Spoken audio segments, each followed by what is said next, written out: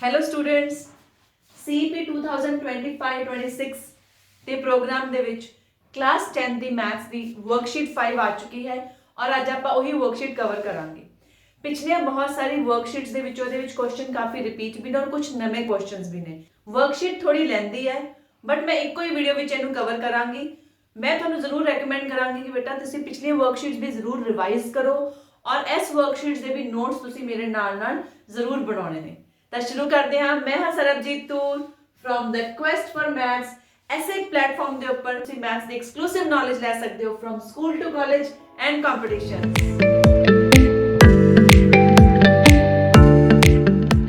ਤਾਂ ਆਪਾਂ ਵਰਕਸ਼ੀਟ ਸ਼ੁਰੂ ਕਰਦੇ ਹਾਂ ਬੇਟੇ।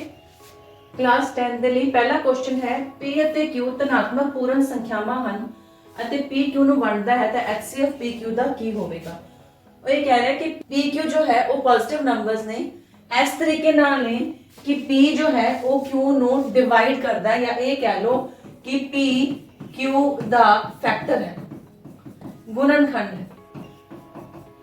तो दोनों का HCF की होएगा जेड़ा कॉमन फैक्टर होएगा।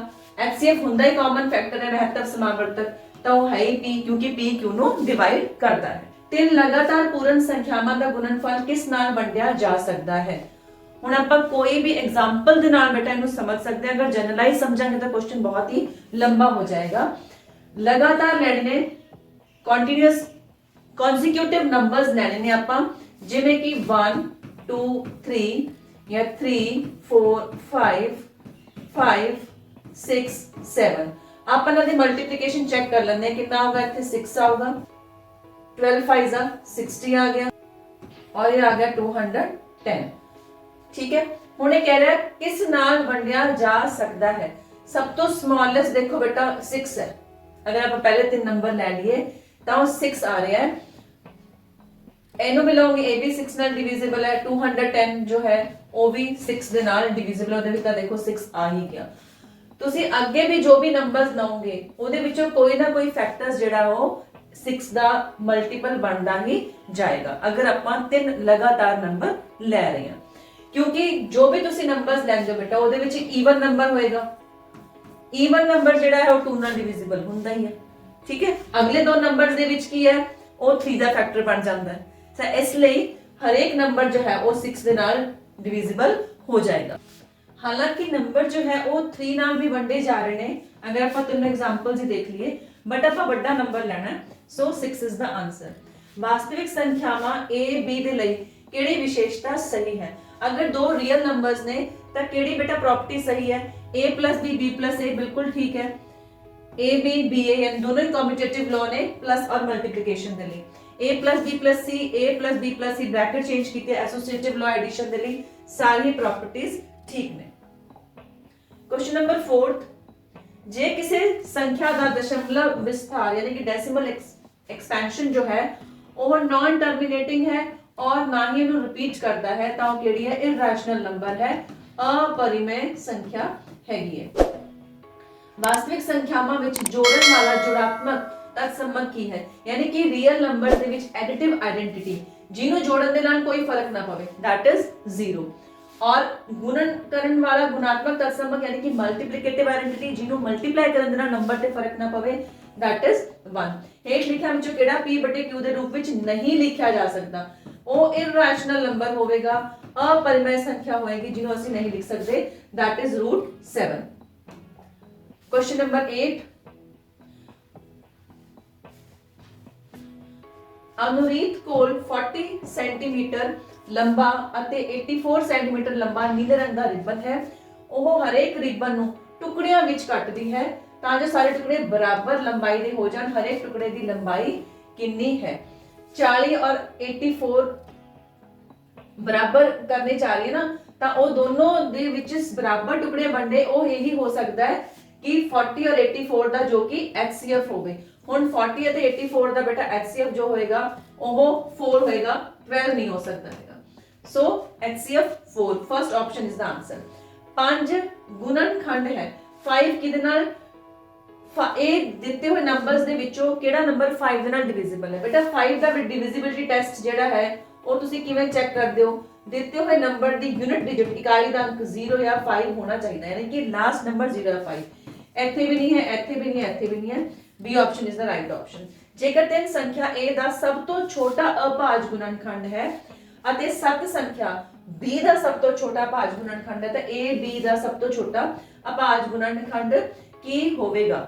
ਦੇਖੋ A ਦਾ ਸਭ ਤੋਂ ਛੋਟਾ ਅਭਾਜ ਗੁਣਨਖੰਡ ਜਿਹੜਾ ਹੈ ਉਹ 3 ਹੈ, ਯਾਨੀ ਕਿ A ਨੂੰ ਤੁਸੀਂ 3x ਫਾਰਮ ਦੇ ਵਿੱਚ ਲਿਖ ਸਕਦੇ ਹੋ ਔਰ B ਦਾ ਸਭ ਤੋਂ ਛੋਟਾ ਅਭਾਜ ਗੁਣਨ ਕੀ ਹੈ 7 ਤਾਂ 7y ਦੇ ਫਾਰਮ ਦੇ ਵਿੱਚ ਲਿਖ ਸਕਦੇ ਹੋ। ਮਤਲਬ 3 ਨੂੰ ਕਿਸੇ ਨੰਬਰ ਨਾਲ ਮਲਟੀਪਲਾਈ ਕਰੇ ਤੇ A ਆ ਰਿਹਾ ਹੈ, 7 ਨੂੰ ਕਿਸੇ ਨੰਬਰ ਨਾਲ ਮਲਟੀਪਲਾਈ ਕਰੇ ਤਾਂ B ਆ ਰਿਹਾ ਹੈ। ਹੁਣ ਇਹ ਇਹਨਾਂ ਨੂੰ ਕਰ ਦੋ ਐਡ A plus B, ਤਾਂ A plus B ਉਹ 3x plus 7y ਦਾ ਸਭ ਤੋਂ ਛੋਟਾ ਅਭਾਜ ਗੁਣਨਖੰਡ ਕੀ ਹੋਵੇਗਾ?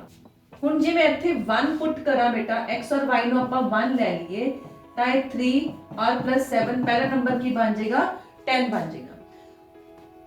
ਇਸ ਦੇ ਵਿੱਚ ਇਹ ਗੱਲ ਧਿਆਨ ਦੇਣ ਵਾਲੀ ਹੈ ਵੀ ਜਿਹੜਾ x ਹੈ ਉਹ 2 ਨਹੀਂ ਹੋ ਸਕਦਾ ਹੈਗਾ, ਜਿਹੜਾ y ਹੈ ਉਹ 2 ਨਹੀਂ ਹੋ ਸਕਦਾ, 3 ਨਹੀਂ ਹੋ ਸਕਦਾ ਹੈ, 5 नहीं हो सकता, A भी नहीं हो सकता। क्यों? क्योंकि सब तो छोटा गुणनखंड ही 3 है अभाज गुणनखंड, ਤਾਂ 2 ਤਾਂ ਹੋ ਹੀ ਨਹੀਂ ਸਕਦਾ ਨਾ ਇਹਦੇ ਵਿੱਚ, ਨਹੀਂ ਤਾਂ ਫਿਰ 2 ਗੁਣਨਖੰਡ ਬਣ ਜਾਏਗਾ। ਐਸੀ ਤਰੀਕੇ ਨਾਲ B ਦੇ ਵਿੱਚ 7 ਤੋਂ ਛੋਟੇ 2 3 5 ਇਹ ਗੁਣਨਖੰਡ ਜਿਹੜੇ ਹੈ ਅਭਾਜ ਨਹੀਂ ਹੋ ਸਕਦੇ। ਹੁਣ ਅਗਰ ਆਪਾਂ ਨੰਬਰ ਬਣਾਈਏ ਤਾਂ ਪਹਿਲਾ ਨੰਬਰ ਜੇ ਮੈਂ ਇੱਥੇ 1 1 ਲੈ ਲਵਾਂ ਤਾਂ ਪਹਿਲਾ ਨੰਬਰ 10 ਬਣਦਾ ਹੈ, A plus B ਜਿਹੜਾ ਉਹ 10 ਬਣ ਜਾਂਦਾ ਹੈ, ठीक है। तो जो कि एक इवन नंबर है और ओदा अभाज गुणनखंड की बनेगा 2।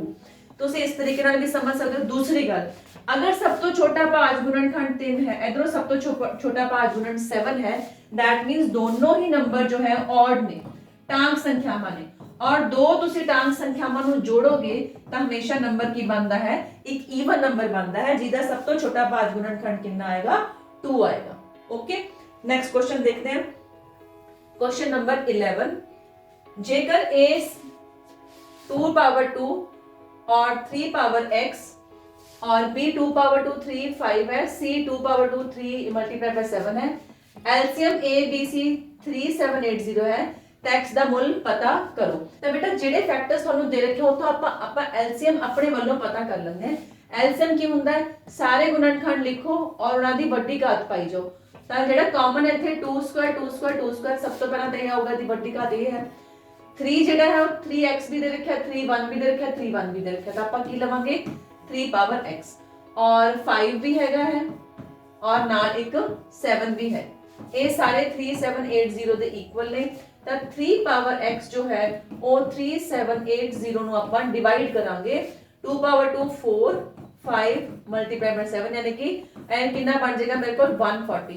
140 ਨਾਲ ਜਦੋਂ ਡਿਵਾਈਡ ਕਰਾਂਗੇ ਤਾਂ ਇਹ ਆਊਗਾ ਬੇਟਾ 27 27 is 3 ਪਾਵਰ 3 ਯਾਨੀ ਕਿ x ਦਾ ਮੁੱਲ ਕਿੰਨਾ ਆ ਜਾਏਗਾ ਮੇਰੇ ਕੋਲ 3। ਕੁਐਸਚਨ ਨੰਬਰ 12, ਦੋ ਸੰਖਿਆਵਾਂ ਦਾ ਜੋੜ 12 15 ਹੈ ਅਤੇ ਉਹਨਾਂ ਦਾ HCF 81 ਹੈ, ਯਾਨੀ ਕਿ ਦੋਨੋਂ ਸੰਖਿਆਵਾਂ ਜੇ ਆਪਾਂ A B ਲੈ ਲਈਏ, A ਉਹ ਵੀ 81 ਦਾ ਇੱਕ ਮਲਟੀਪਲ ਹੈ और B भी ਜਿਹੜਾ ਹੈ ਉਹ ਵੀ 81 ਦਾ ਮਲਟੀਪਲ ਹੈ और इन्हां दा जोड़ ਜਿਹੜਾ 1215 है। 81x plus 81y is equals to 1215।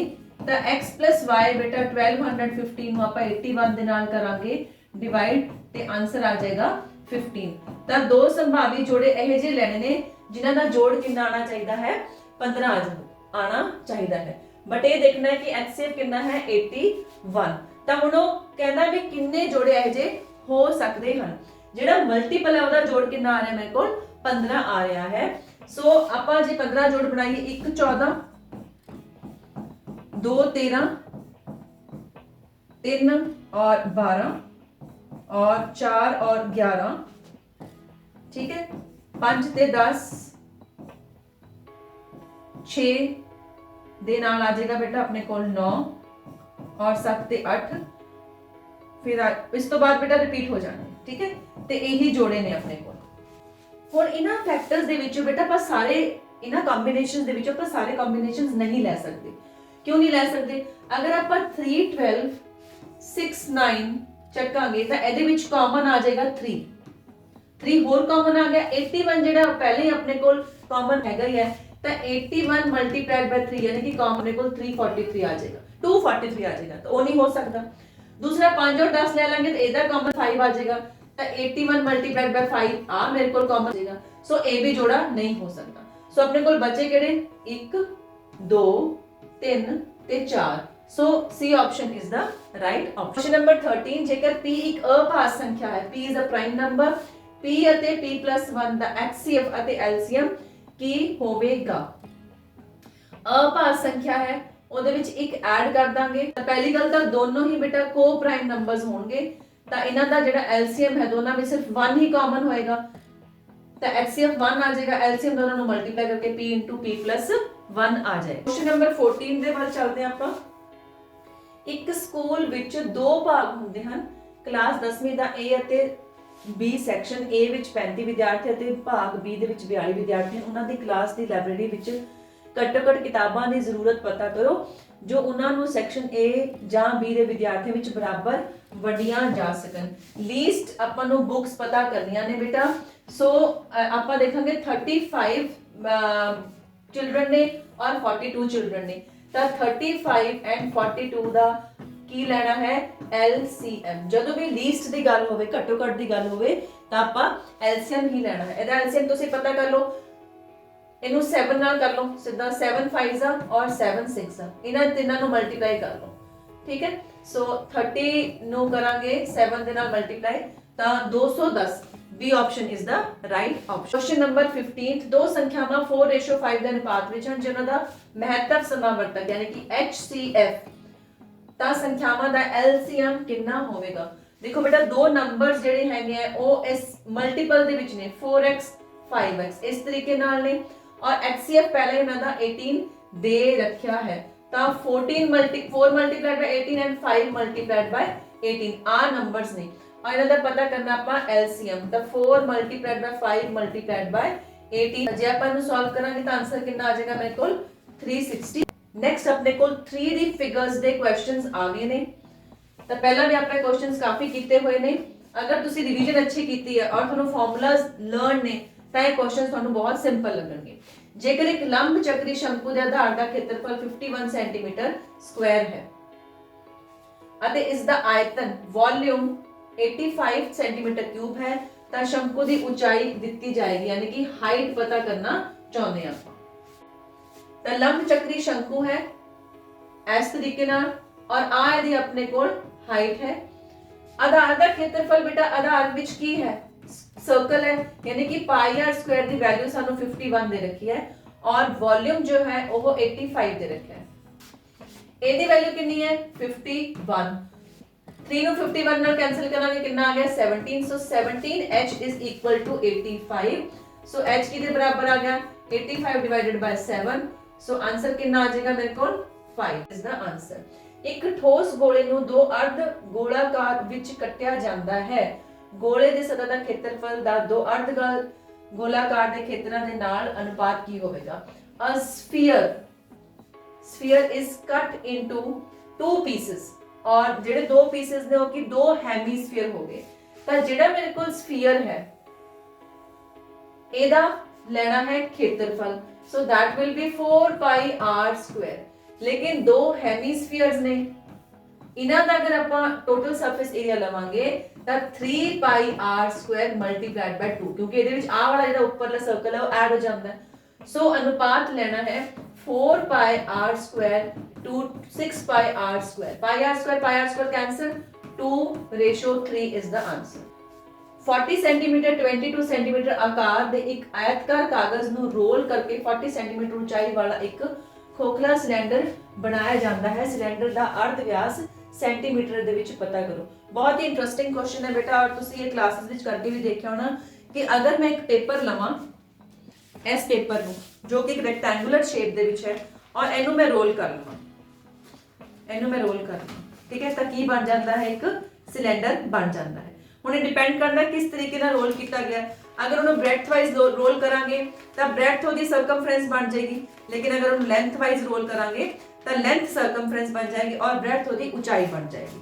ਲੇਕਿਨ ਬਣਦੀ ਇਸੇ ਤਰੀਕੇ ਨਾਲ ਹੈ ਕਿ ਆਪਾਂ ਇੱਕ ਰੈਕਟੈਂਗੂਲਰ ਸ਼ੀਟ ਨੂੰ ਰੋਲ ਕਰਦੇ ਹਾਂ ਤਾਂ ਕੀ ਬਣ ਜਾਂਦਾ ਇੱਕ ਸਿਲੰਡਰ ਬਣ ਜਾਂਦਾ। ਆ ਮੇਰੇ ਕੋਲ ਇੱਕ ਰੈਕਟੈਂਗੂਲਰ ਸ਼ੀਟ ਹੈ ਬੇਟਾ, ਇਹਦੀ ਲੰਬਾਈ 40 ਸੈਂਟੀਮੀਟਰ ਹੈ ਔਰ ਇਹਦੀ ਚੌੜਾਈ ਹੈਗੀ ਹੈ 22 ਸੈਂਟੀਮੀਟਰ, और ਇਹਦੇ ਤੋਂ मैं एक क्रिएट करना है सेम बिल्कुल हाइट ਦਾ ਇੱਕ सिलेंडर। ਇਹਨੂੰ ਆਪਾਂ विड्थ वाइज रोल ਕੀਤਾ ਤਾਂ ਉਸ ਹਿਸਾਬ ਨਾਲ ਜਿਹੜੀ ਇਸ सिलेंडर ਦੀ ਉਚਾਈ ਹੈ ਉਹ ਵੀ ਕਿੰਨੀ ਹੋਗੀ ਮੇਰੇ ਕੋਲ 40 ਸੈਂਟੀਮੀਟਰ ਹੋਗੀ। ਲੇਕਿਨ ਤੁਸੀਂ ਇਹ ਧਿਆਨ ਦਿਓ 22 ਸੈਂਟੀਮੀਟਰ ਰੋਲ ਹੋ ਕੇ ਕੀ ਬਣ ਗਿਆ ਉਹਦਾ ਸਰਕਮਫਰੈਂਸ ਜੋ ਉੱਪਰ ਵਾਲਾ ਸਰਕਲ ਹੈ। ਆਪਾਂ रेडियस पता करना चाहते हैं so 22 will be equal to 2 pi r जिथे कि r है एक ओदा रेडियस। ठीक है so 22 is equal to 2 multiplied by 22 upon 7 multiplied by r। ठीक है 22 कैंसिल हो गया 7 upon 2 is equal to the radius of the circle. So A option is the right option. एक ठोस गोलाकार गेंद 2a ਪਾਸੇ ਦੇ ਘਣ ਬਕਸੇ ਦੇ ਅੰਦਰ ਬਿਲਕੁਲ ਫਿੱਟ ਬੈਠਦੀ ਹੈ। ਗੇਂਦ ਦਾ ਆਇਤਨ ਪਤਾ ਕਰੋ।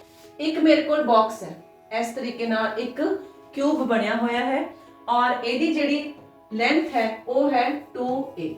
ਹੁਣ ਇਹਦੇ ਵਿੱਚ ਮੈਂ ਇੱਕ ਗੋਲੇ ਨੂੰ ਫਿੱਟ ਕਰਨਾ ਹੈ। ਆ ਤੁਸੀਂ ਦੇਖ ਰਹੇ ਹੋ ਕਿ ਗੋਲਾ ਮੈਂ ਬਿਲਕੁਲ ਉਹਦੇ ਵਿਚਕਾਰ ਫਿੱਟ ਕਰਤਿਆ ਹੈ। ਇਸ ਗੋਲੇ ਦੀ ਜੋ ਰੇਡੀਅਸ ਹੋਏਗੀ ਉਹ ਇਹਦੀ आधी साइड होएगी यानी कि a। पूरा व्यास की गल करिए तो कितना हो जाएगा मेरे को 2a हो जाएगा लेकिन रेडियस जो होएगी that will be equal to just a। तो गोले का बेटा आयतन का फार्मूला की होता है 4/3 पाई रेडियस क्यूब। तो रेडियस की थां ते की आ जाएगा अपने को a cube. 4/3 pi a cube will be the answer. तो मैं फिगर बनाई है सिर्फ समझाने वास्ते अदरवाइज बड़ा ही क्लियर कट क्वेश्चन सीगा। एक ठोस पदार्थ एक शंकु दे आकार दा हुंदा है जो इक्को अर्ध व्यास वाले अर्ध गोले उत्ते लगाया जाता है। जेकर अर्ध गोले दे हिस्से दे वक्र सतह दा क्षेत्रफल शंकु वाले हिस्से दा अद्धा है तां शंकु वाले हिस्से दे अर्ध व्यास अते ऊंचाई दा अनुपात पता करो। थोड़ा जा पेचीदा जा क्वेश्चन है बेटा, नूं समझने दी लोड़ है। सॉल्यूशन तो पहला आपां नूं क्वेश्चन नूं चंगी तरह समझना चाहिदा है। एक मेरे कोल अर्ध गोला है, ठीक है, और इस अर्ध गोले के ऊपर एक शंकु है जिसकी रेडियस जो है वो बिल्कुल सेम है। आपने कोई शंकु है और यदि रेडियस जो है वो सेम है। ठीक है, इन्हें थोड़ा जिहा आपां वड्डा करना, रेडियस इहदे बराबर कर लांगे। इसी तरीके नाल टिके हुए ने। ठीक है, हुण तुहानूं क्लीयर होई फिगर। रेडियस दोनों की सेम हो गई है लेकिन एक चीज का फर्क है, वो कह रहे हैं भी जिहड़ा इहदा कर्व्ड सरफेस एरिया है, टेढ़ी सतह दा क्षेत्रफल है अर्ध गोले दा, ਉਹ ਸ਼ੰਕੂ ਦੇ कर्व्ड ਸਰਫੇਸ ਏਰੀਆ ਦਾ ਕੀ ਹੈ ਹਾਫ ਹੈ। ਓਕੇ, ਇਹਦਾ ਸਰਫੇਸ ਏਰੀਆ ਉਹਦੇ ਸਰਫੇਸ ਏਰੀਆ ਤੋਂ ਹਾਫ ਹੈ। ਟੇਢੀ ਸਤਹ ਦੇ ਖੇਤਰਫਲ ਦੀ ਗੱਲ ਹੋਈ। ਹੁਣ ਇੱਥੇ ਆਪਾਂ ਫਾਰਮੂਲਾ ਬਣਾ ਲੈਂਦੇ ਆ। ਸ਼ੰਕੂ ਦੀ ਟੇਢੀ ਸਤਹ ਦਾ ਖੇਤਰਫਲ ਉਹਦਾ ਅੱਧਾ ਲੈ ਲਿਆ ਤਾਂ ਅਰਧ ਗੋਲੇ ਦੀ कर्व्ड ਸਰਫੇਸ ਏਰੀਆ ਦੇ ਬਰਾਬਰ ਆ ਗਿਆ। ਸੋ ਪਾਈ ਆਰ ਐਲ ਦਾ ਮੁੱਲ 4 ਪਾਈ ਆਰ ਸਕੁਆਇਰ ਦੇ ਬਰਾਬਰ ਆ ਗਿਆ, ਜਿੱਥੋਂ ਐਲ ਦਾ ਮੁੱਲ ਮੇਰੇ ਕੋਲ ਕੀ ਹੈ 4r ਦੇ ਬਰਾਬਰ ਆ ਜਾਏਗਾ। ਲੇਕਿਨ ਮੈਨੂੰ ਚਾਹੀਦਾ ਅਨੁਪਾਤ ਉਚਾਈ ਦਾ। ਇੱਥੇ ਜਿਹੜਾ h ਹੈ ਇਹਦੀ ਉਚਾਈ ਦਾ ਅਨੁਪਾਤ ਮੈਨੂੰ ਚਾਹੀਦਾ ਹੈ ਰੇਡੀਅਸ ਦੇ ਨਾਲ। ਸੋ h ਦੀ ਮੈਨੂੰ ਵੈਲਿਊ ਪੁੱਟ ਕਰਨੀ ਪੈਣੀ ਹੈ l ਦੀ ਫਾਰਮ ਦੇ ਵਿੱਚ। ਹੁਣ l ਸਕੁਆਇਰ ਕਿਹਦੇ ਬਰਾਬਰ ਹੁੰਦਾ ਬੇਟਾ h ਸਕੁਆਇਰ + r ਸਕੁਆਇਰ, ਕਿਉਂਕਿ a ਰਿਹਾ l ਔਰ a ਰਿਹਾ r। ਇੱਥੇ ਪਾਈਥਾਗੋਰਸ ਥਿयोरम ਲਾਗੂ ਹੋ ਜਾਂਦੀ ਹੈ। h ਸਕੁਆਇਰ ਦੀ ਕੀਮਤ l ਸਕੁਆਇਰ - r ਸਕੁਆਇਰ, ਇਧਰ 4r ਸਕੁਆਇਰ - r ਸਕੁਆਇਰ ਦੇ ਬਰਾਬਰ ਆ ਗਿਆ। ਅਗਰ ਆਪਾਂ 4 ਨੂੰ ਸਕੁਆਇਰ ਕਰਾਂਗੇ ਤਾਂ ਕੀ ਆ ਜਾਊਗਾ ਇੱਥੇ 16r ਸਕੁਆਇਰ ਔਰ -r ਸਕੁਆਇਰ, दी वैल्यू आ जाएगी √15r स्क्वायर, यानी कि √15r। ठीक है, हुन h दी कीमत ਇਹਦੇ ਬਰਾਬਰ ਆ ਗਈ ਹੈ। h ਦੀ ਕੀਮਤ ਇਹਦੇ ਬਰਾਬਰ ਆ ਗਈ ਹੈ ਤਾਂ h बटे r ਦੀ ਕੀਮਤ ਕਿਹਦੇ ਬਰਾਬਰ ਆ ਜਾਏਗੀ √15/1, यानी कि दोनों ਦਾ अनुपात के √15:1। अर्ध व्यास ਅਤੇ ਉਚਾਈ ਦਾ अनुपात, यानी कि r/h पूछा है, ठीक है, 1/√15 आ जाएगा, यानी कि ए option is the right option. Question number 21 वाल चलते हैं बेटा। d व्यास वाले ठोस अर्ध गोले ਦੀ ਕੁੱਲ ਸਤਹ ਖੇਤਰਫਲ ਕਿੰਨਾ ਹੋਏਗਾ। ਤੁਸੀਂ ਜਿਹੜੇ ਵੀ ਫਾਰਮੂਲਾਜ਼ ਲਰਨ ਕਰਦੇ ਹੋ ਸਫੀਅਰ ਦੇ ਲਈ, ਹੈਮੀਸਫੀਅਰ ਦੇ ਲਈ, ਉਹ ਰੇਡੀਅਸ ਦੀ ਫਾਰਮ ਦੇ ਵਿੱਚ ਲਰਨ ਕਰਦੇ ਹੋ। ਠੀਕ ਹੈ, ਤੁਸੀਂ ਰੇਡੀਅਸ ਦਾ ਫਾਰਮੂਲਾ ਹੀ ਲਿਖੋ। ਪੁੱਛਿਆ ਕੀ ਇਹਨੇ ਹੈਮੀਸਫੀਅਰ ਹੈ ਔਰ ਉਹਦਾ ਟੋਟਲ ਸਰਫੇਸ ਏਰੀਆ, ਤਾਂ ਹੈਮੀਸਫੀਅਰ ਦਾ ਟੋਟਲ ਸਰਫੇਸ ਏਰੀਆ ਹੁੰਦਾ ਹੈ 3πr ਸਕੁਆਇਰ। ਬਟ ਹੁਣ ਉਹ ਕੀ ਕਹਿ ਰਿਹਾ ਹੈ ਵਿਆਸ ਯੂਜ਼ ਕਰੋ, ਤਾਂ ਠੀਕ ਹੈ, ਜਿਹੜਾ ਰੇਡੀਅਸ ਹੁੰਦਾ ਹੈ ਉਹ d/2 ਹੁੰਦਾ, ਤੁਸੀਂ ਪੁੱਟ ਕਰ ਦਿਓ 3πr, ਇਹਦੀ ਥਾਂ ਤੇ ਕੀ ਪੁੱਟ ਕਰਨਾ ਹੈ d/2 whole square. So 3 pi b square upon 4। देख लेंगे आंसर आ रहा है अपने को, C option is the right option. Next 12 centimetre भुजा वाले कण ਨੂੰ ਕੱਟ ਕੇ 3 ਸੈਂਟੀਮੀਟਰ ਭੁਜਾ ਵਾਲੇ ਵੱਧ ਤੋਂ ਵੱਧ ਕਿੰਨੇ ਕਣ ਬਣਾਏ ਜਾ ਸਕਦੇ ਹਨ। ਜਦੋਂ ਵੀ ਇਸ ਤਰੀਕੇ ਦਾ ਬੇਟਾ ਕੁਐਸਚਨ ਆਵੇ, ਫਿਗਰਸ ਦੋਨੋਂ ਸੇਮ ਨੇ 3D ਫਿਗਰਸ, ਔਰ ਦੋਨਾਂ ਦੇ ਵਿੱਚ ਇੱਕ ਨੂੰ ਦੂਜੇ ਦੇ ਵਿੱਚ ਫਿੱਟ ਕਰਨਾ ਹੈ ਤਾਂ ਦੋਨੋਂ ਵੋਲਿਊਮਸ ਨੂੰ ਜਸਟ ਡਿਵਾਈਡ ਕਰਨਾ ਹੈ v1/v2। ਇਹ ਫਾਰਮੂਲਾ ਤੁਸੀਂ ਯਾਦ ਰੱਖ ਲਿਓ। v1/v2 ਜਿਹੜਾ ਪਹਿਲਾ ਵੋਲਿਊਮ ਹੈ 12 ਮਲਟੀਪਲਾਈਡ ਬਾਈ 12 ਮਲਟੀਪਲਾਈਡ ਬਾਈ 12 और दूसरा वॉल्यूम 3 3 3 कैंसिल करांगे कितना आएगा 4 4 4, यानी कि आंसर 64 स्मॉल क्यूब्स ਨੂੰ ਵਿੱਚ ਫਿਟ ਕੀਤਾ ਜਾ ਸਕਦਾ ਹੈ। ਇਹ option is the right option. ਇੱਕ ਗੋਲੇ ਅਤੇ ਇੱਕ ਘਣ ਦਾ ਸਤਹ ਦਾ ਖੇਤਰਫਲ ਇੱਕੋ ਜਿਹਾ ਹੁੰਦਾ, ਉਹਨਾਂ ਦੇ ਆਇਤਨਾਂ ਦੇ ਵਰਗਾਂ ਦਾ ਅਨੁਪਾਤ ਕੀ ਹੋਵੇਗਾ। ਸਫੀਅਰ ਐਂਡ ਅ ਕਿਊਬ, ਉਹਨਾਂ ਦਾ ਕੀ ਲੈਣਾ ਹੈ ਸਰਫੇਸ ਏਰੀਆ।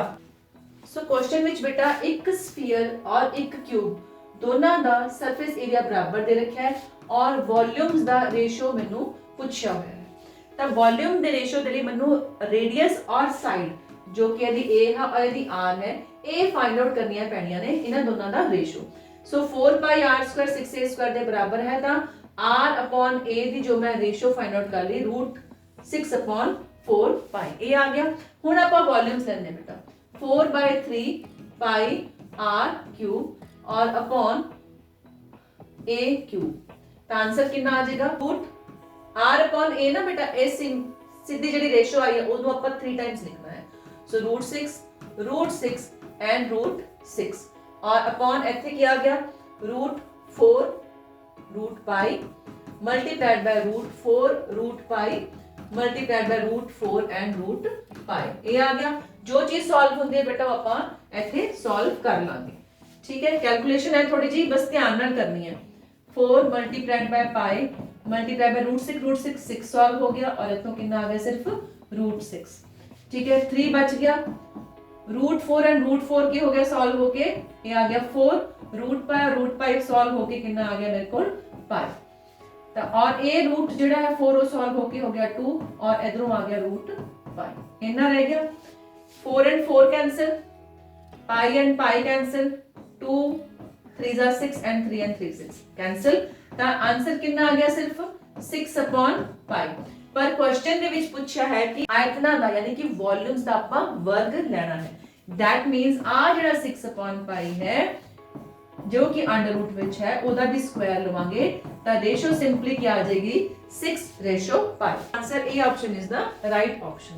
एक गोले ਦਾ ਅਰਧਵਿਆਸ ਇੱਕ ਲੰਬ ਚੱਕਰੀ ਸ਼ੰਕੂ ਦੇ ਅਰਧਵਿਆਸ ਦੇ ਬਰਾਬਰ ਹੈ ਅਤੇ ਗੋਲੇ ਦਾ ਆਇਤਨ ਸ਼ੰਕੂ ਦੇ ਆਇਤਨ ਦਾ ਦੁੱਗਣਾ ਹੁੰਦਾ ਹੈ। ਸ਼ੰਕੂ ਦੀ ਉਚਾਈ ਇਸ ਦੇ ਅਰਧਵਿਆਸ ਦਾ ਅਨੁਪਾਤ ਪਤਾ ਕਰੋ। ਸਾਰੇ ਕੁਐਸਚਨ ਤੁਸੀਂ ਐਂ ਲੱਗ ਰਿਹਾ ਬੜੇ ਕਨਫਿਊਜ਼ਿੰਗ ਨੇ, ਬਟ ਸਿਰਫ ਫਾਰਮੂਲਾ ਬੇਸਡ ਹੀ ਕੁਐਸਚਨਸ ਨੇ। ਫਾਰਮੂਲਾਜ਼ ਯਾਦ ਨੇ ਤਾਂ ਆਪਾਂ ਨੂੰ ਇੱਥੇ ਸੋਲਵ ਹੋ ਜਾਏਗਾ ਕਿ ਇੱਕ ਆਪਣੇ ਕੋਲ ਗੋਲਾ ਹੈ ਔਰ दूसरा हैगा है शंकु और दोनों का ही जो है रेडियस सेम है, आ भी रेडियस r है और आ भी रेडियस जो है r है, बट गोले दा आयतन है 4/3 पाई r क्यूब, ਉਹ ਸ਼ੰਕੂ ਦੇ ਆਇਤਨ ਦਾ ਦੁੱਗਣਾ ਹੈ। ਠੀਕ ਹੈ, ਆ ਆਪਣੇ ਕੋਲ ਫਿਗਰ ਆਉਂਦੀ ਹੈ। ਹੁਣ ਇੱਥੋਂ ਤੁਸੀਂ रेडियस और हाइट ਦਾ रेशो पता कर सकते हो। 3 और 3 कैंसिल हो जाएंगे, पाई और पाई कैंसिल हो जाएंगे, 2 and 4 कैंसिल हो जाएंगे, तो सिर्फ बच गया 2।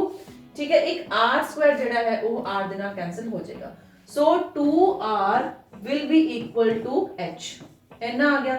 सो r upon h जो है वो कितना आ जाएगा मेरे को 1/2।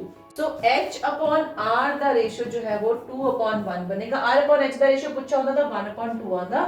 सो ए option is the right option. Next question चलते हैं बेटा, बहुत ही सिंपल सा क्वेश्चन है। जेकर 6 8 10 अर्धव्यास वाले ਤਿੰਨ ਧਾਤੂ ਗੋਲਿਆਂ ਨੂੰ ਪਿਘਲਾ ਕੇ ਇੱਕ ਗੋਲਾ ਬਣਾਇਆ ਜਾਵੇ ਤਾਂ ਨਵੇਂ ਗੋਲੇ ਦਾ ਵਿਆਸ ਕੀ ਹੋਵੇਗਾ। ਤਾਂ ਤਿੰਨ ਆਪਣੇ ਕੋਲ ਸਮਾਲ ਰੇਡੀਅਸ ਵਾਲੇ ਸਫੀਅਰਸ ਨੇ ਔਰ ਉਹ ਤਿੰਨੋਂ ਸਫੀਅਰਸ ਨੂੰ ਆਪਾਂ ਕੀ ਕੀਤਾ ਮੈਲਟ ਕੀਤਾ ਔਰ ਇੱਕ ਵੱਡਾ ਸਫੀਅਰ ਬਣਾਇਆ ਹੈ ਔਰ ਉਹ ਵੱਡੇ ਸਫੀਅਰ ਦਾ ਕੀ ਪੁੱਛ ਰਿਹਾ ਵਿਆਸ ਪੁੱਛ ਰਿਹਾ, ਰੇਡੀਅਸ ਨਹੀਂ ਪੁੱਛ ਰਿਹਾ। ਇੱਕ ਥੋੜਾ ਛੋਟਾ ਇੱਕ ਉਸ ਤੋਂ ਵੱਡਾ ਲੈ ਲੈਂਦੇ ਆ ਔਰ ਇੱਕ ਉਸ ਤੋਂ ਵੀ ਆਪਾਂ ਮੂਵ ਕਰ ਲੈਂਦੇ ਆ ਇਧਰ ਨੂੰ। ਓਕੇ, ਤੇ ਇਹਨੂੰ ਆਪਾਂ ਪਿਘਲਾਇਆ ਹੈ और इस तो भी एक बड़ा गोला बनया है। आ जेड़ा बड़ा गोला है यह क्रिएट हो गया। ठीक है, सोहने लग रहे हैं ना, 4 गोले बनाते ठीक। हुण आपां रेडियस की गल करिए, ए दी रेडियस हैगी है 6, ए दी रेडियस हैगी है 8 और ए दी रेडियस है 10। 6 8 10 ਦੇ ਕੰਬੀਨੇਸ਼ਨ ਨਾਲ ਤੁਸੀਂ ਆਨਸਰ ਯਾਦ ਰੱਖੋ, ਹਮੇਸ਼ਾ ਆਨਸਰ ਜੋ ਆਂਦਾ ਹੈ 12। यही क्वेश्चन दूसरी फॉर्म ਦੇ ਵਿੱਚ ਅੱਗੇ ਵੀ ਆਏਗਾ, बट मैं ਤੁਹਾਨੂੰ सॉल्व करके भी दस दिंदी हां, बहुत ही सिंपल है। V1 V2 और V3 तीनों वॉल्यूम्स ਨੂੰ ऐड करके चौथा वॉल्यूम बन रहा है V4। फॉर्मूला सेम है, 4/3 पाई r क्यूब और r क्यूब, ठीक है। किदे बराबर है 4/3 पाई बटे r क्यूब दे। 4/3 पाई तो हटा ही दो तुसी, तो सिंपली आपां एक क्यूब रूट ਨੂੰ सॉल्व करना है। आ कितना आ गया मेरे को 6 क्यूब 8 क्यूब और ए हैगा 10 क्यूब। ए किदे बराबर आएगा इस r क्यूब दे, ये आएगा 1728। ओदा आपां क्यूब रूट सॉल्व करांगे तो आंसर आ जाएगा मेरे को 12 सेंटीमीटर। 25th ਦਾ है 12 सेंटीमीटर। 1 मीटर किनारे वाले घन बक्स ਦੇ ਵਿੱਚ 10 सेंटीमीटर किनारे वाले कितने घन पाए जा सकते हैं। सेम क्वेश्चन ਆਪਾਂ ਪਹਿਲਾਂ ਵੀ ਕੀਤਾ ਸੀਗਾ, सेम फिगर्स ने एक दूसरे ਦੇ ਵਿੱਚ ਫਿਟ ਕਰਨੀਆਂ ਨੇ ਤੇ V1/V2। कैच सिर्फ ਇਹਦੇ ਵਿੱਚ ਇਹ ਹੈ ਕਿ ਆ 1 मीटर किनारा है, यानी कि ਤੁਸੀਂ ਕੀ ਲਓਗੇ 100 सेंटीमीटर ਲਓਗੇ, बिकॉज ਇੱਥੇ ਵੀ सेंटीमीटर्स दे रखा है।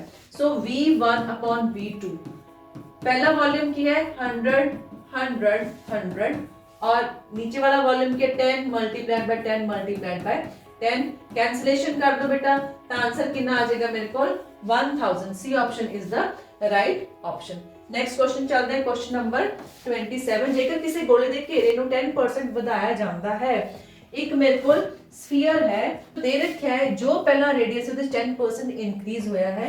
अगर रेडियस 10r ਸੀਗਾ ਤਾਂ ਉਹਦੇ 10% इंक्रीज यानी कि 1 इंक्रीज होया ਤਾਂ 10r plus 1r यानी कि 11r।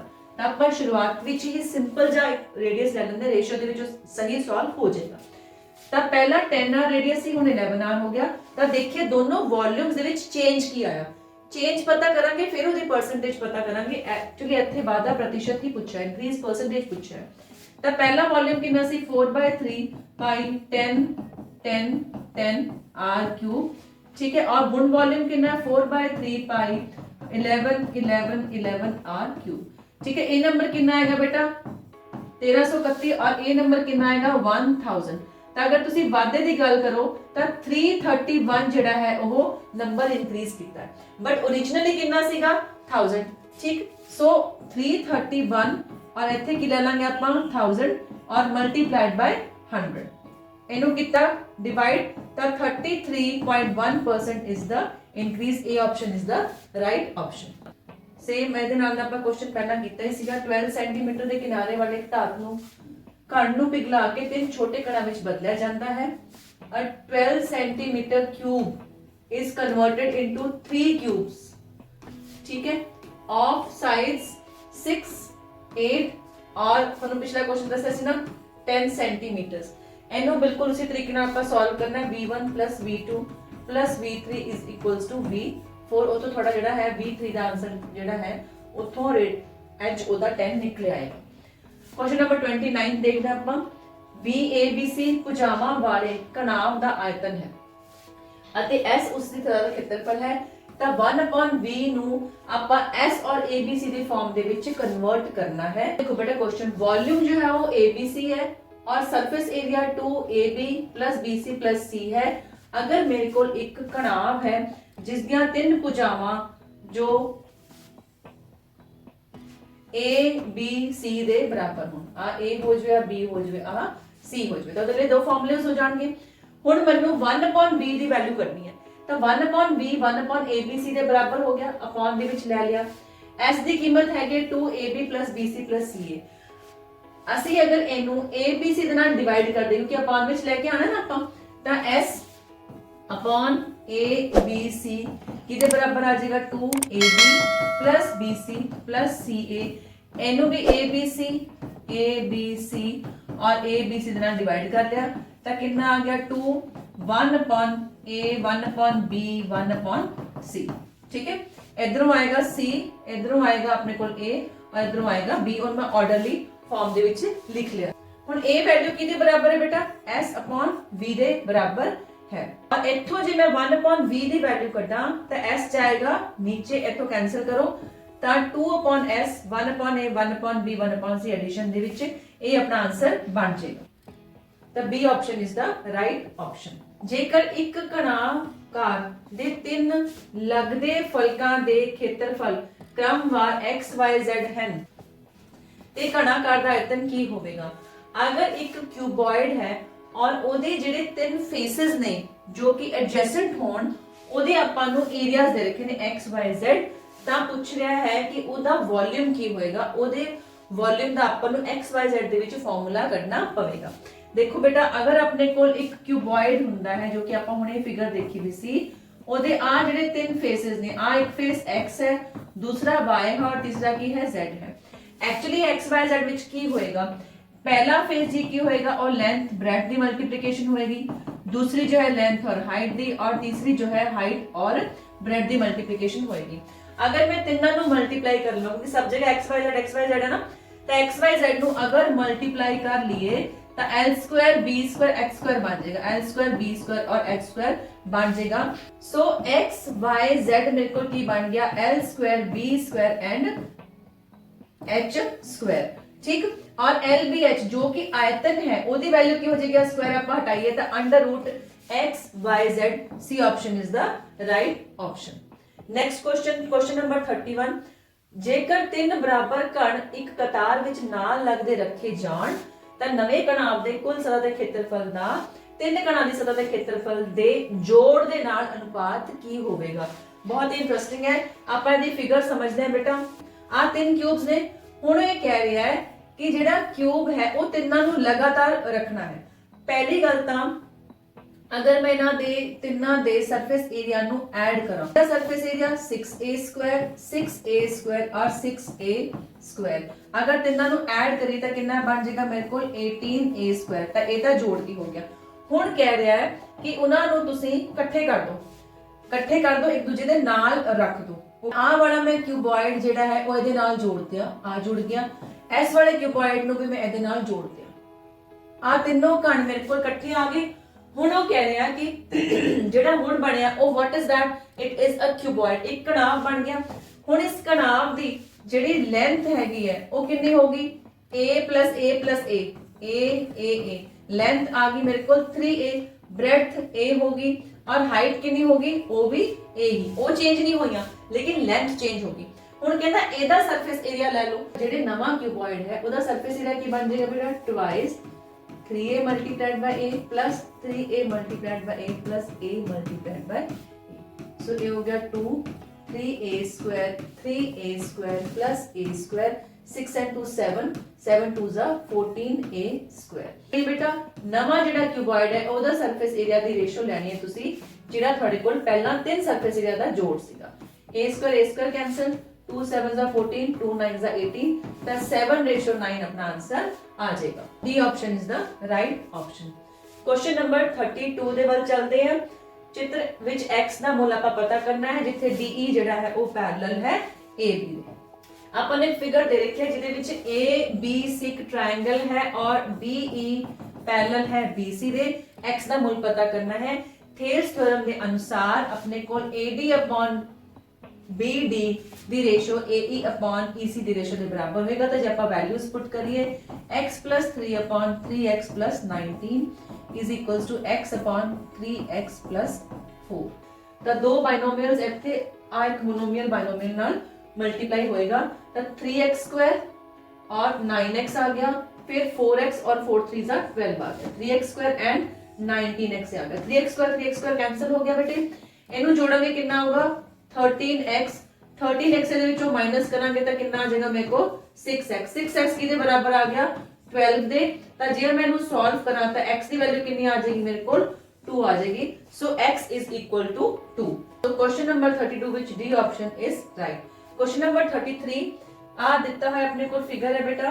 ਇਸ ਫਿਗਰ ਨੂੰ ਮੈਂ ਬੋਰਡ ਦੇ ਵਿੱਚ ਬਣਾ ਦਿੰਦੀ ਹੈ। ਤਾਂ CE ਦਾ ਮੁੱਲ ਇਹਦੇ ਵਿੱਚ ਪੁੱਛਿਆ ਹੋਇਆ ਹੈ। अगेन दो ट्रायंगल्स दे रखी हैं ADE और ABC। आ वाला एंगल इस वाले एंगल के बराबर है और इदे करके DE जेड़ा है वो DE is parallel to BC। Same पिछले क्वेश्चन वांगू हो गया बेटा। ਤਾਂ ਰੇਸ਼ੋ ਜਿਹੜਾ ਹੈ 2/3 will be equal to 3 CE। So CE the value ਕਿੰਨੀ ਆ ਜਾਏਗੀ 3 multiplied by 3/2। ਇੱਥੇ ਆਪਾਂ ਨੂੰ 9/2 ਹੀ ਦੇ ਰੱਖਿਆ ਹੈ, ਤਾਂ C option is the right option. Next question number 34 ਵੱਲ ਚੱਲਦੇ ਹਾਂ। ਚਿੱਤਰ ਦੇ ਵਿੱਚ RS ਅਤੇ DB ਪੈਰਲਲ ਨੇ। ਆ RS ਦੇ ਰੱਖਿਆ ਹੈ, ਇਹ DB ਦੇ ਪੈਰਲਲ ਹੈ और वो भी अगे PQ ਦੇ पैरेलल है। तो CP PD जो है 11 सेंटीमीटर दे रखिया ने, DR और RA 3 सेंटीमीटर दे रखिया ने। तो X और Y ਦਾ ਮੁੱਲ ਆਪਾਂ ਪਤਾ ਕਰਨਾ ਚਾਹੁੰਦੇ। ਇਹਦੇ ਵਿੱਚ ਬੇਟਾ ਤਿੰਨ ਲਾਈਨਾਂ ਮੈਨੂੰ ਪੈਰਲਲ ਦੇ ਰੱਖੀਆਂ, ਇੱਕ ਤਾਂ RS और एक DB और एक PQ। ਉਹਦੇ ਕਰਕੇ ਜਿਹੜੇ ਹੈ ਵਿੱਚੋਂ ਵਾਲੇ ਟ੍ਰਾਇੰਗਲਸ ਜਿਹੜੇ ਆ ਸਿਮਿਲਰ ਹੋ ਜਾਂਦੇ ਆ ਕਿਉਂਕਿ ਸਾਈਡਸ ਦੀ ਰੇਸ਼ੋ ਬਰਾਬਰ ਹੋਗੀ। ਹੁਣ PC upon DP ਇਹ 11/11 ਦੇ ਰੱਖਿਆ ਹੈ और AR upon RD ये भी 3/3 दे रखा है, बराबर है रेशो। लाइना पैरेलल दे रखिया ने। ना AR upon इस पूरे दा ਆਪਾਂ ਲਵਾਂਗੇ total AD will be equal to Y upon X। So AR ਦੀ बेटा वैल्यू कितनी ਮੈਨੂੰ ਦੇ रखी है 3 और AD टोटल कितना है 6, that is equals to Y upon X।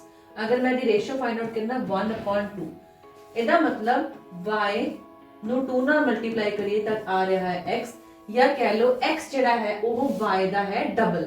ਤਾਂ ਜੋ ਮੈਨੂੰ ਆਪਸ਼ਨਸ ਦੇ ਰੱਖਿਆ ਉਹਦੇ ਵਿੱਚ ਚੈੱਕ ਕਰੋ ਵੀ ਕਿਹੜਾ ਆਪਸ਼ਨ ਡਬਲ ਦੇ ਰੱਖਿਆ। ਤਾਂ ਇਹਦੇ ਵਿੱਚ ਦੇਖੋ ਬੇਟਾ ਆ ਆਪਾਂ x और y ਹੈ ਨਾ, y ਦਾ ਡਬਲ x ਨਹੀਂ ਹੈ, y ਦਾ ਡਬਲ x ਨਹੀਂ ਹੈ, y ਦਾ ਡਬਲ x ਨਹੀਂ ਹੈ, ਇੱਥੇ ਹੈਗਾ y ਦਾ ਡਬਲ x ਹੈ। ਤਾਂ D option is the right option. Ratio ਤੋਂ ਹੀ ਆਪਾਂ ਨੂੰ ਪਤਾ ਲੱਗਿਆ ਹੈ। ठीक है, ਜਦੋਂ ਆਪਾਂ ਬੇਟਾ ਵਿੱਚ ਵਾਲੀ ਸਾਈਡ ਇਸ ਤਰੀਕੇ ਦੇ ਟ੍ਰਾਇੰਗਲ ਦੀ ਇਹਦੀ ਵਾਲੀ ਸਾਈਡ ਦੀ ਰੇਸ਼ੋ ਲੈਣੀ ਹੁੰਦੀ ਹੈ ਨਾ ਇਸ ਟ੍ਰਾਇੰਗਲ ਨਾਲ ਵੱਡੀ ਟ੍ਰਾਇੰਗਲ ਦੇ ਨਾਲ, ਤਾਂ ਫਿਰ ਇਹਦੀ ਭੁਜਾ ਤੇ ਆ ਪੂਰੀ ਵਾਲੀ ਦੀ ਭੁਜਾ ਕੰਸੀਡਰ ਕਰਾਂਗੇ ਨਾ, ਕਿਉਂਕਿ ਤੁਸੀਂ ਛੋਟੀ ਟ੍ਰਾਇੰਗਲ ਦੀ ਵੱਡੀ ਟ੍ਰਾਇੰਗਲ ਨਾਲ ਰੇਸ਼ੋ ਲੈ ਰਹੇ ਹੋ। ਚਿੱਤਰ ਵਿੱਚ PB ਪੈਰਲਲ ਹੈ CF ਦੇ, ओके, और DP पैरेलल है EF ਦੇ, ਤਾਂ AD upon DE ਦੀ ਵੈਲਿਊ ਕੀ ਹੋਵੇਗੀ।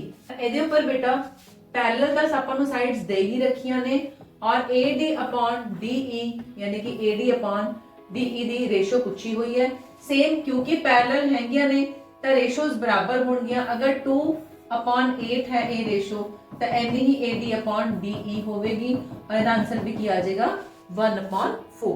एक 20 मीटर लंबी खड़ी सोटी जमीन ते 10 मीटर लंबी परछावां पाउंदी है, तो 20 मीटर इज द हाइट और ओदी शैडो कितनी पैंदी है 10 मीटर्स।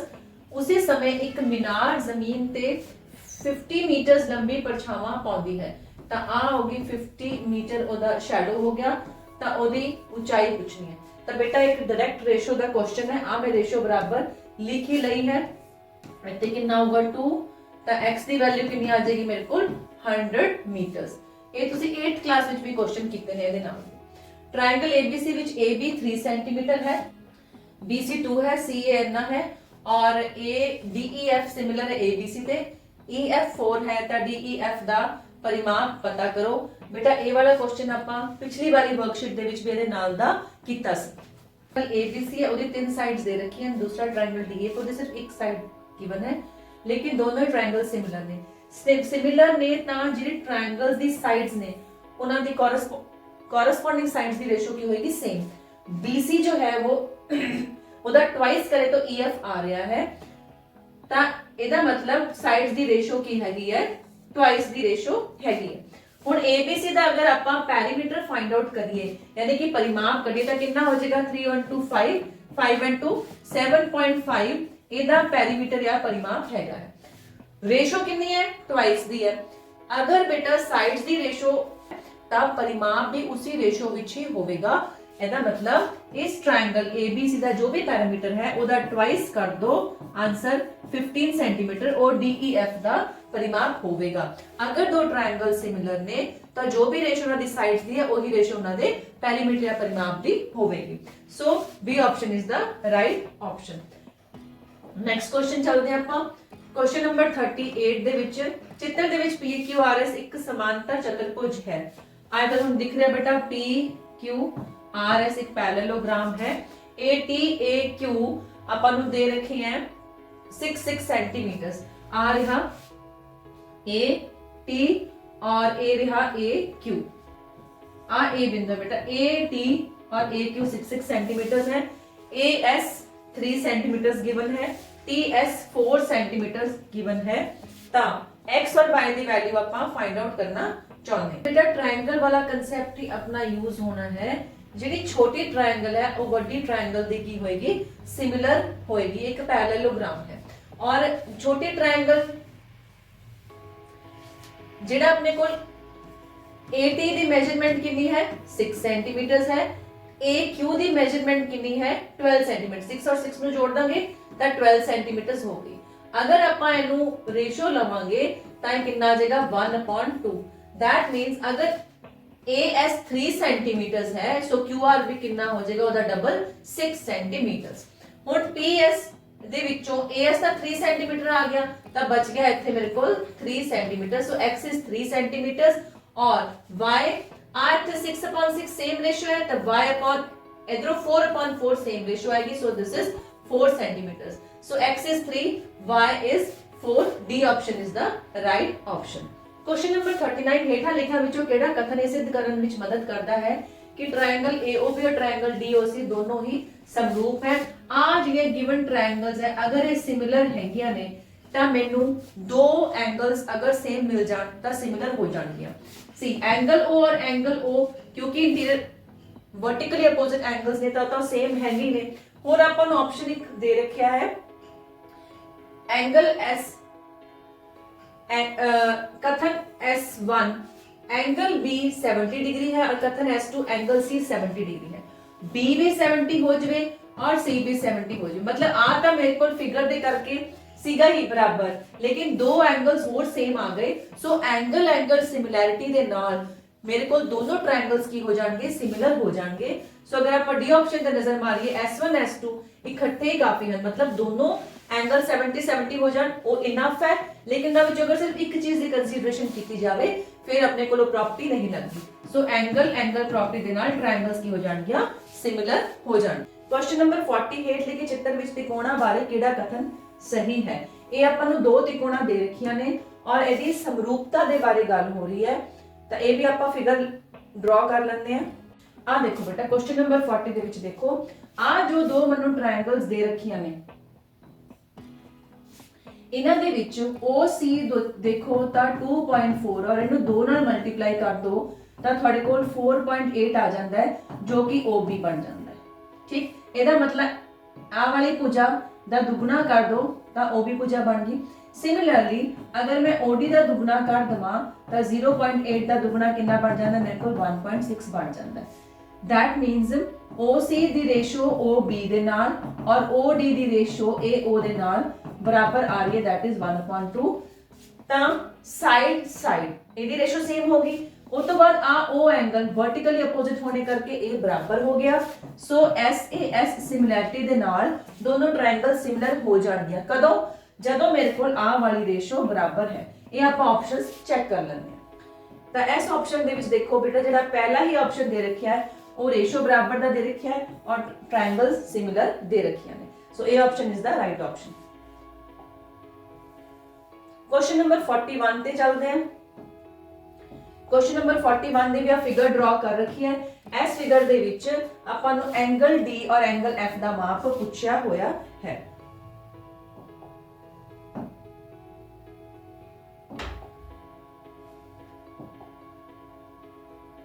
ਆ ਵਾਲੀ ਹੈਗੀ क्वेश्चन, ਇਹਦੇ ਵਿੱਚ ਐਂਗਲ D ਔਰ ਐਂਗਲ F ਆ ਵਾਲਾ ਐਂਗਲ ਪੁੱਛਿਆ ਔਰ ਐਂਗਲ F ਪੁੱਛਿਆ।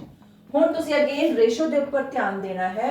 EF मेरे को 5 है और इन्हों अगर 9 ਦੇ ਨਾਲ ਮਲਟੀਪਲਾਈ ਕਰ ਦਿਏ ਤਾਂ ਆ ਜਾਏਗਾ ਮੇਰੇ ਕੋਲ 45 और हो जाएगी भुजा AB, यानी कि EF upon AB ਦੀ ਜਿਹੜੀ ਰੇਸ਼ੋ ਹੈ ਉਹ 1/9 ਆ ਰਹੀ ਹੈ।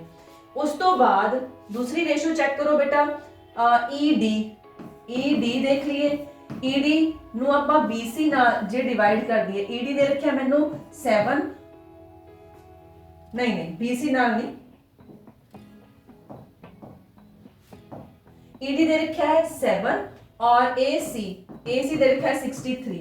इन्हों भी जब आप डिवाइड कर दिए तो कितना आ जाएगा 1/9। तो ये रेशियोस आ गए ने सेम, यानी कि दो ਸਾਈਡਸ ਦੀਆਂ ਰੇਸ਼ੋ ਆ ਗਈਆਂ ਸੇਮ, ਤਾਂ ਐਂਗਲ ਡੀ ਔਰ ਐਫ, ਹੁਣ ਇਹ ਸਿਮਿਲੈਰਿਟੀ ਦੇ ਰੱਖੀ ਹੈ, ਤਾਂ ਸਿਮਿਲਰ ਆਪਾਂ ਜੇ ਬਣਾਈਏ ਇਸ ਟ੍ਰਾਇੰਗਲ ਨੂੰ, ਜੇ ਆਪਾਂ ਸਿਮਿਲਰ ਬਣਾਈਏ, तीसरी चीज देखो 30 प्लस 20, तो तीसरा एंगल की हो गया मेरे को 130 डिग्री। ठीक है, तो एंगल ई जेड़ा है और एंगल ए दोनों हो गए बराबर, तो एस ए एस सिमिलैरिटी दे नाल ट्रायंगल्स हो गया सिमिलर। हुण सिमिलैरिटी दे विच आपां इहदा नाम जिस तरीके नाल लिखांगे उसी ऑर्डर दे विच एंगल भी सेम होणगे। देखो ई एफ और ए बी, ई एफ तो बाद तुसीं इधर जा रहे हो क्योंकि आ वाला एंगल बराबर है ना, EF तो बाद 5 तो बाद ਆਪਾਂ 7 ਵੱਲ ਜਾ ਰਹੇ ਹਾਂ, 5 ਦੀ ਰੇਸ਼ੋ ਆਪਾਂ ਕਿਹਦੇ ਨਾਲ ਲਈ ਸੀਗੀ AB ਦੇ ਨਾਲ, ਤਾਂ AB ਤੋਂ ਬਾਅਦ ਕਿੱਧਰ ਜਾਣਾ ਹੈ ਆਪਾਂ AC ਦੇ ਵੱਲ ਜਾਣਾ ਹੈ, तो BAC। तो ਆਪਾਂ ਨਾਮ ਕਿਵੇਂ ਲਿਖਾਂਗੇ FEB सिमिलर है BAC। ठीक है, 5 ਤੋਂ 7 ਵੱਲ ਗਏ ਤਾਂ 45 ਤੋਂ 63 ਦੇ ਵੱਲ ਆ ਗਏ। ਹੁਣ ਇਹਦੇ ਵਿੱਚ ਐਂਗਲ ਚੱਕ ਲਓ ਕਿਹੜੇ ਕਿਹੜੇ ਸੇਮ ਨੇ, ਆ E ਔਰ A ਤਾਂ ਆਪਾਂ ਕੱਢ ਲਿਆ 130, F ਜਿਹੜਾ ਹੈ ਉਹ B ਦੇ ਬਰਾਬਰ ਹੋਏਗਾ, ਸੋ ਐਂਗਲ F ਕਿੰਨਾ ਆ ਗਿਆ ਮੇਰੇ ਕੋਲ 30 डिग्री आ गया, एंगल C जो है वो D ਦੇ ਬਰਾਬਰ ਹੋਏਗਾ, ਤਾਂ एंगल D ਮੇਰੇ ਕੋਲ ਆ ਗਿਆ 20 degree. B option is the right option. Question number 42, triangle PQR ਦੇ ਵਿੱਚ AP 2√3 है, AQ 3√2 है, AP 2√2 है, AQ 3√2 है और PR 10 सेंटीमीटर है। AB QR ਦੇ ਪੈਰਲਲ ਹੈ, ਤਾਂ BR ਦੀ ਲੰਬਾਈ ਪਤਾ ਕਰੋ। ਇਸ ਤਰੀਕੇ ਦੇ ਕੁਐਸਚਨਸ ਬੇਟਾ ਤੁਸੀਂ ਕਿੰਨੇ ਸਾਰੇ ਕਰ ਚੁੱਕੇ ਹੋ, ਥੇਲਸ ਥਿਓਰਮ ਹੀ ਇੱਥੇ ਅਪਲਾਈ ਹੋਵੇਗੀ।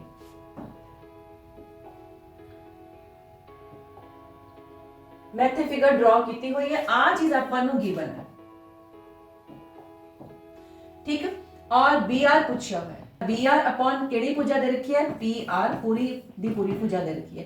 इधरों भी फिर केड़ी भुजा लोगे तुसी AQ लोगे और पूरी भुजा की लोगे PQ लोगे। हुण इहदे विच सिंपली बेटा वैल्यू पुट कर लो, BR नु चाहे तुसी x ले लो, आ 10 दे रखी है, AQ दे रखी है 3√2 और पूरी दी पूरी कंप्लीट 5√2। ठीक है, √2 कैंसिल हो गया, 5 दे नाल 2 कैंसिल हो गया, दिस इंप्लाइज x कितना आ गया मेरे को 3 2 6। B option is the right option। Question number 43, जेकर ABC और DEF इस तरह ने कि AB 9.1 सेंटीमीटर, DE 6.5 सेंटीमीटर है और DEF ਦਾ परिमाप 25 है, ABC ਦਾ परिमाप पता करो। मैं ਤੁਹਾਨੂੰ ਪਹਿਲਾਂ ਵੀ ਕਨਸੈਪਟ ਦੱਸਿਆ ਸੀ, ਅਗਰ ਦੋ ਟ੍ਰਾਇੰਗਲਸ ਸਿਮਿਲਰ ਨੇ ਤਾਂ ਉਹਨਾਂ ਦੇ ਭੁਜਾਵਾਂ ਦਾ ਅਨੁਪਾਤ ਬਰਾਬਰ ਹੁੰਦਾ, their sides are in the same ratio but their perimeter will also be in the same ratio, ਤਾਂ ਪਰਿਮਾਪਾਂ ਦਾ ਜਿਹੜਾ ਅਨੁਪਾਤ ਹੈ ਉਹ ਵੀ ਸੇਮ ਹੋਏਗਾ। ਠੀਕ ਹੈ, ਸੋ ਆਪਾਂ ਸਿਰਫ ਇੱਕ ਰੇਸ਼ੋ ਪਤਾ ਕਰਨੀ ਹੈ ਇੱਥੇ, AB ਔਰ DE ਦੋਨੋਂ ਹੀ ਗਿਵਨ ਨੇ, ਤਾਂ AB ਦੀ DE ਦੇ ਨਾਲ ਰੇਸ਼ੋ ਪਤਾ ਕਰ ਲਓ, ਉਹ ਤੁਹਾਡੀ ABC ਔਰ DEF ਦੀ ਰੇਸ਼ੋ ਦੇ ਬਰਾਬਰ ਹੋਏਗਾ। ਇਹਦਾ ਮਤਲਬ AB ਕਿੰਨਾ ਦੇ ਰੱਖਿਆ ਹੈ 9.1, 91 ਲਿਖ ਲਓ, ਇੱਥੇ 65 ਕਿਉਂਕਿ ਦੋਨਾਂ ਦੇ ਵਿੱਚ ਸਿੰਗਲ ਸਿੰਗਲ डिजिट ਸੀਗੀ पॉइंट तो बाद ABC ਦੀ परिमाप ਨੂੰ ਪਤਾ ਕਰਨਾ ਚਾਹੁੰਦੇ ਆ ਔਰ ਆ ਦੇ ਰੱਖਿਆ ਮੈਨੂੰ 25। ਕਲੀਅਰ ਹੈ, ਹੁਣ 13 ਦਾ ਟੇਬਲ ਪੜੋ, 13 5s ਆ, 13 7s ਆ, 5 5s ਆ, 5 और 7 ਨੂੰ ਕਰਦੇ ਆਪਾਂ ਮਲਟੀਪਲਾਈ, ਤਾਂ 35 ਦੀ option is the right option. Question number 44, ਜੇਕਰ ਕੋਈ ਰੇਖਾ त्रिकोण ਦੇ ਕਿਸੇ ਵੀ ਦੋ ਭੁਜਾਵਾਂ ਨੂੰ ਇੱਕੋ ਅਨੁਪਾਤ ਵਿੱਚ ਬਣਦੀ ਹੈ, त्रिकोण ਆ ਦੇ ਹੀ ਰੱਖੀ ਹੈ, ਇਹਦੀਆਂ ਦੋ ਭੁਜਾਵਾਂ ਨੂੰ ਇੱਕੋ ਅਨੁਪਾਤ ਦੇ ਵਿੱਚ ਬਣ ਰਹੀ ਹੈ, ਆ ਅਨੁਪਾਤ ਸੇਮ ਹੈ ਔਰ ਤਾਂ ਉਹ ਤੀਸਰੀ ਭੁਜਾ ਦੇ ਸਮਾਂਤਰ ਹੁੰਦੀ ਹੈ, ਤਾਂ ਇਹ ਦੋਨੋਂ ਕੀ ਹੋਣਗੀਆਂ ਪੈਰਲਲ ਹੋਣਗੀਆਂ। ਇਹ ਕਿਹੜੀ ਥਿਓਰਮ ਹੈ ਬੇਟਾ, this is the converse of Thales theorem, Thales ਪ੍ਰਮੇय ਦਾ ਉਲਟ। क्वेश्चन नंबर 45, समरूपता ਦੇ ਸੰਕਲਪ ਦੀ ਵਰਤੋਂ ਕਰਦੇ ਹੋਏ ਰੁੱਖ ਦੀ ਉਚਾਈ ਪਤਾ ਕਰੋ। ਦੋਨੋਂ ਹੀ ਕੁਐਸਚਨਸ ਜਿਹੜੇ ਹੈ ਉਹ ਸੇਮ ਨੇ। क्वेश्चन नंबर 45 ये कह रहा है 5 फीट लॉन्ग एक पर्सन हैगा है और इधरों एक दरख्त है, ट्री है जिहदी की हाइट पूछी गई है। ओके, इको टाइम ते दोनों की शैडो बन रही है, आ 7 फीट की शैडो बन रही है, 14 फीट की शैडो बन रही है। सिमिलैरिटी का कंसेप्ट आप यूज करना है, ਇਹਦਾ मतलब 5/x ਜਿਹੜਾ ਉਹ 7/14 ਦੇ ਬਰਾਬਰ ਹੋਵੇਗਾ। ਇਹਨੂੰ ਕੈਨਸਲ ਕਰੀਏ, 1/2 ਆ ਗਿਆ, 2 ਨੂੰ 5 ਨਾਲ ਮਲਟੀਪਲਾਈ ਕਰੋ, x ਦਾ ਆਨਸਰ ਕਿੰਨਾ ਆ ਜਾਏਗਾ ਆਪਣੇ ਕੋਲ 10 feet will be the answer. Next question ਵੀ ਬੇਟਾ ਇਹਦੇ ਨਾਲ ਦਾ ਹੀ ਸੇਮ ਹੈ। ਉਹਦੇ ਵਿੱਚ ਆਪਾਂ ਨੂੰ ਅਲੱਗ ਤਰੀਕੇ ਨਾਲ ਰੇਸ਼ੋ ਲੈਣੀ ਹੈ। ਇੱਥੇ ਇੱਕ ਗਰਲ ਹੈ ਜੋ ਕਿ ਸਿਰਫ 2 ਮੀਟਰ ਉੱਚੀ ਹੈ ਔਰ ਇੱਥੇ ਇੱਕ ਟਰੀ ਬਣਿਆ ਹੈ, ਉਹਦੀ ਹਾਈਟ ਪੁੱਛੀ ਗਈ ਹੈ। ਤਾਂ ਆਹ ਡਿਸਟੈਂਸ ਜਿਹੜਾ ਹੈ, ਆਹ ਸ਼ੈਡੋ ਬਣ ਰਹੀ ਹੈ 12 ਮੀਟਰਸ ਔਰ ਇੱਥੇ ਤੋਂ ਲੈ ਕੇ ਇੱਥੇ ਤੱਕ ਸ਼ੈਡੋ ਬਣ ਰਹੀ ਹੈ 48 ਮੀਟਰਸ। ਤਾਂ 12 ਦੀ ਆਪਾਂ ਰੇਸ਼ੋ ਲਵਾਂਗੇ 48 ਦੇ ਨਾਲ ਔਰ 2 ਦੀ ਰੇਸ਼ੋ ਲਵਾਂਗੇ h ਦੇ ਨਾਲ। 12 4 ਦਾ 48, 4 ਨੂੰ 2 ਨਾਲ ਮਲਟੀਪਲਾਈ ਕਰਾਂਗੇ ਤਾਂ h ਕਿੰਨਾ ਆ ਜਾਏਗਾ ਮੇਰੇ ਕੋਲ 8 metres. D option is the right option. So ਇਹ ਬੇਟਾ ਤੁਹਾਡੀ 5th ਵਰਕਸ਼ੀਟ ਸੀਗੀ। ਕੁਐਸਚਨਸ ਕਈ ਡਿਫਿਕਲਟ ਵੀ ਸੀਗੇ ਪਰ ਕਈ ਬਹੁਤ ਹੀ ਸਿੰਪਲ ਵੀ ਸੀ। ਅਗਰ ਤੁਸੀਂ ਕਨਸੈਪਟ ਨੂੰ ਸਮਝਦੇ ਹੋ, ਫਾਰਮੂਲਾਜ਼ ਨੂੰ ਲਰਨ ਕਰਦੇ ਹੋ ਤਾਂ ਵਰਕਸ਼ੀਟ ਜੇ ਤੁਹਾਡੀ ਬਹੁਤ ਹੀ ਈਜ਼ੀਲੀ ਸੋਲਵ ਵੀ ਹੋਗੀ ਔਰ ਵਰਕਸ਼ੀਟ ਦੇ ਵਿੱਚੋਂ ਕੁਐਸਚਨ ਤੁਹਾਡੇ ਬੋਰਡ ਐਗਜ਼ਾਮਸ ਦੇ ਵਿੱਚ ਜ਼ਰੂਰ ਆਣਗੇ। ਅੱਜਕੱਲ ਜੋ ਹੈ ਉਹ ਕੇਸ ਸਟੱਡੀ ਵਾਲੇ ਕੁਐਸਚਨਸ ਵੀ ਆ ਰਹੇ ਨੇ ਔਰ 1-1 ਮਾਰਕਸ ਦੇ ਵਿੱਚ ਬੇਟਾ ਕਨਸੈਪਚੁਅਲ ਬੇਸਡ ਕੁਐਸਚਨ ਹੁੰਦੇ ਨੇ। ਅਗਰ ਤੁਹਾਨੂੰ ਕਿਸੇ ਵੀ ਕੁਐਸਚਨ ਵਿੱਚ ਦਿੱਕਤ ਆਉਂਦੀ ਤੁਸੀਂ ਮੇਰੇ ਨਾਲ ਸਕਰੀਨਸ਼ਾਟ ਸ਼ੇਅਰ ਕਰ ਸਕਦੇ ਹੋ। WhatsApp ਨੰਬਰ ਡਿਸਕ੍ਰਿਪਸ਼ਨ ਬਾਕਸ ਦੇ ਵਿੱਚ ਗਿਵਨ ਹੈ। ਤੁਸੀਂ ਵੱਧ ਤੋਂ ਵੱਧ ਇਸ ਵੀਡੀਓ ਨੂੰ ਆਪਣੇ ਫਰੈਂਡਸ ਦੇ ਨਾਲ ਸ਼ੇਅਰ ਕਰੋ ਜਿਨ੍ਹਾਂ ਨੂੰ ਮੈਥਸ ਨੂੰ ਸਮਝਣ ਨੂੰ ਪ੍ਰੋਬਲਮ ਆਉਂਦੀ ਹੈ। ਉਹ ਇਸ ਵਰਕਸ਼ੀਟ ਦੀ ਹੈਲਪ ਦੇ ਨਾਲ ਮੈਥਸ ਦੇ ਕਨਸੈਪਟ ਕਲੀਅਰ ਕਰ ਸਕਦੇ ਨੇ। ਅਗਰ ਅਜੇ ਤੱਕ ਸਬਸਕ੍ਰਾਈਬ ਨਹੀਂ ਕੀਤਾ ਹੈ ਤਾਂ ਜ਼ਰੂਰ ਸਬਸਕ੍ਰਾਈਬ ਕਰੋ। Thank you. ਮਿਲਦੇ हैं नेक्स्ट वीडियो।